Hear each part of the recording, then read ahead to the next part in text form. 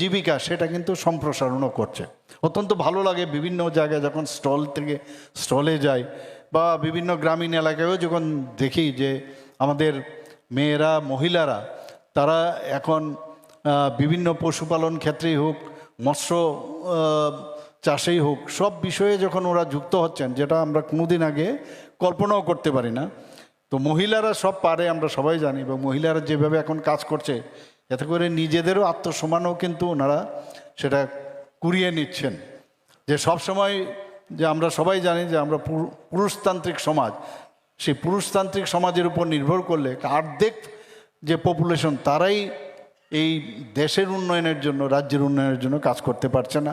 এখন কিন্তু সেই সুযোগটা আপনারা পাচ্ছেন, এবং এটা আপনারা পাচ্ছেন মানে ইন রিটার্ন আমাদের সরকার পাচ্ছে, আমাদের রাজ্য পাচ্ছে, সাধারণ মানুষ তাতে উপকৃত হচ্ছে। এটা শুরু হয়েছিল প্রথমে যে 1.0 দিয়ে, যখন এই সমৃদ্ধির যে যোজনাটি এলামে শুরু হয়েছিল 1 অগাস্ট থেকে 7ই সেপ্টেম্বর 2025-এ। এই অভিযানের যে মেইন যে উদ্দেশ্য সেটা ছিল, আমার পূর্ববর্তী বক্তা এখানে চাকমা সাহেব বলেছেন যে প্রথমে যে অ্যামাউন্ট রাখা হয়েছিল সমগ্র রাজ্যে প্রায় 100 কোটি টাকা, এবং ইন্ডিভিজুয়াল এন্টারপ্রাইজ যে ফাইন্যান্সিং তার জন্য মাত্র 10 কোটি টাকা রাখা হয়েছিল প্রথম। তো কিন্তু পরবর্তী দেখা গেল এত মানে তার যেভাবে কাজটা হয়েছে এর থেকে বেশি প্রয়োজন হয়েছে, এবং সেখানে দেখা গেছে প্রায় যেখানে 100 কোটি টাকার ঋণ দেওয়ার কথা এবং টাইমের মধ্যে সেটা সম্পন্ন করা, দেখা গেছে 188 কোটি টাকা সেখানে দেওয়া হয়েছে।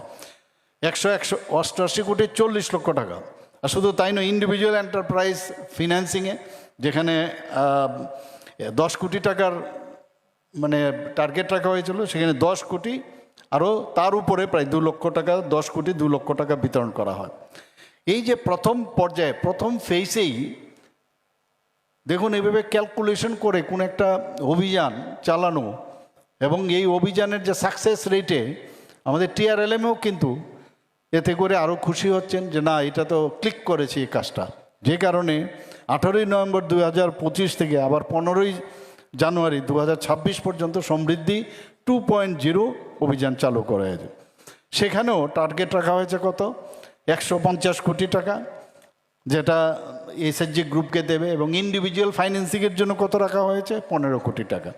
সেখানেও দেখা গেছে শেষ পর্যন্ত কত দেওয়া হয়েছে আপনারা শুনে অলরেডি আপনারা জানেন, প্রায় 269 কোটি 11 লক্ষ টাকা এই SHG গ্রুপকে ফাইন্যান্সিয়ালি হেল্প করা হয়েছে।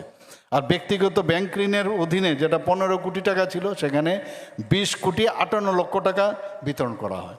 তা এই যে কাজগুলো দেখা গেছে খুব মানে এত সুন্দরভাবে হচ্ছে, এবং এটা কিন্তু একা SHG গ্রুপও পারবে না, TRLMও পারবে না। এই যে একটা ব্যাংকের সাথে যারা বা আমাদের গভর্নমেন্টের তরফে সমস্ত মিলে এই যে একটা কোঅর্ডিনেশন মাধ্যমে এটাকে সাকসেস করা, এখানে ডিস্ট্রিক্ট মিশন ম্যানেজমেন্টও যুক্ত আছে, ব্লক মিশন ম্যানেজমেন্টও যুক্ত রয়েছে, এবং রাজ্যের সমস্ত ব্যাংকগুলো এখানে যুক্ত রয়েছেন। এই যে সম্মিলিত প্রচেষ্টা এবং তাদের আন্তরিক সহযোগিতার কারণেই দুটো 1.0 এবং 2.0 যে সমৃদ্ধি যে অভিযান সেটা শুরু হয়েছিল সেটা বাস্তবায়িত হয়েছে।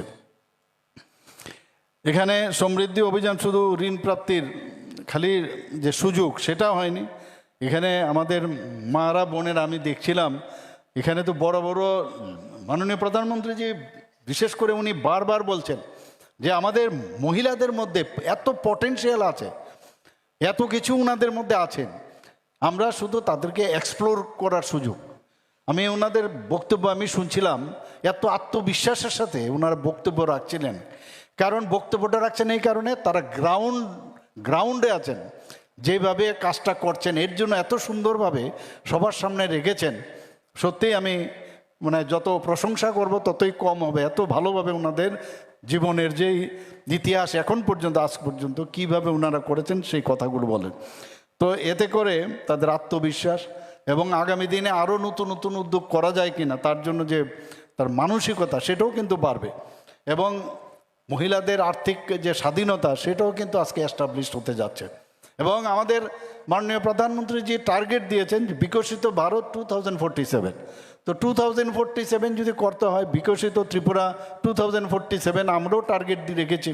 সেখানে আপনাদের যে সম্মিলিত প্রচেষ্টা তবেই সেটা গিয়ে সম্ভব হবে এবং বিকশিত ভারত হবেই। এর মধ্যে